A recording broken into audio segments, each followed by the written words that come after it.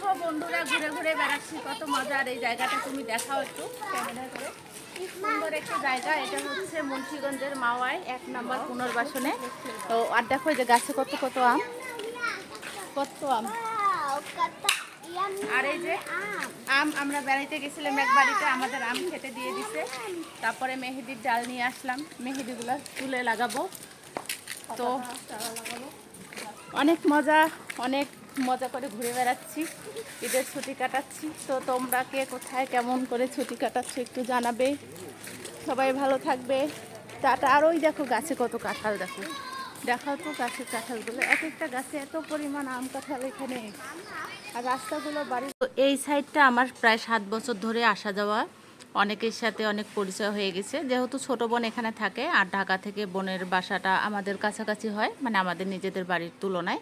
তো এখানেই ছুটি কাটানোর জন্য প্রায়ই আসা হয়। তা এই সুবাদে সবার সাথে, অনেকের সাথে আর কি পরিচয় হয়ে গেছে। তো সবার সাথে একটু দেখা করে আসলাম। এই তো, কেমন লাগলো জানাবে।